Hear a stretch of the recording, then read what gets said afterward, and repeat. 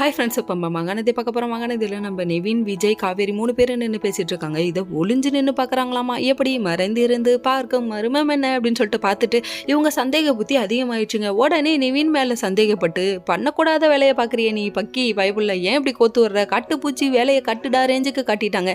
அப்படி என்னப்பா காட்டுனாங்கன்னு தானே நீங்கள் நினைக்கிறீங்க? அதாவது இவங்க போயிட்டு போலீஸ்க்கு ஃபோன் பண்ணி போட்டு கொடுத்துச்சு. பக்கி பயப்புள்ள என்ன வேலை பார்த்துருக்கு பார்த்தீங்களா, போட்டு கொடுத்துட்டு வீட்டுக்கு தைரியமாக வந்து சொல்லுது.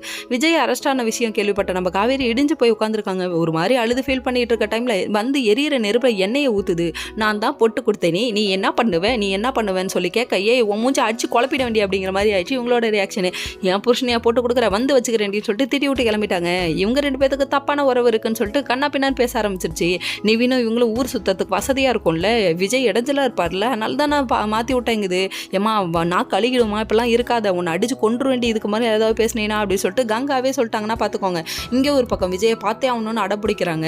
உடனே வாரண்ட் இருக்கா, கேரண்ட் இருக்கான்னு கேட்குறாங்க. டே அப்பா இப்பெல்லாம் கேட்காதீங்கடா, இருக்குடா லைசன்ஸ் இருக்குது, என் புருஷனை கழுத்தில் கட்டின தாலி இருக்குது அப்படின்றாங்க. டே அப்பா சத்தியவான் சாவித்திரியே நான் மிஞ்சிட்டமா அப்படிங்கிற மாதிரி ஆயிடுச்சு. கடைசியில் இங்கே வந்து பார்த்தா பாட்டி ஒரு பக்கம் இவளால் தான் எல்லாம், இவ்வளோ கல்யாணம் பண்ணி போகும் தான் பசுபதி இப்படி வந்து பண்ணிட்டான் அப்படி இப்படின்னு சொல்லிட்டு திட்ட ஆரம்பிக்கிறாங்க.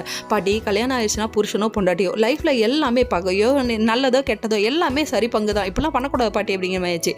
அதுக்கப்புறம் அழுதுகிட்டே இவங்க வேறு வழி இல்லையேன்னு சொல்லிட்டு விஜய் பார்க்கணும். நீங்கள் வந்து நிற்க, நீங்கள் முடியுமா நினைவு திரும்புமான்னு பாட்டை போட்டுட்டு ஃபீல் பண்ணுறானுங்க. இதை பார்க்கும்போது நமக்கும் அழுகழுகையும் வருதுங்க அப்படிங்கிற மாதிரி ஆயிடுச்சு. விஜய் எழுத நம்மளாம் தாங்க முடியுமா, தாங்க முடியாதுல, வாய்ப்பே இல்லை ராஜா அப்படிங்கிற மாதிரி ஆயிடுச்சு.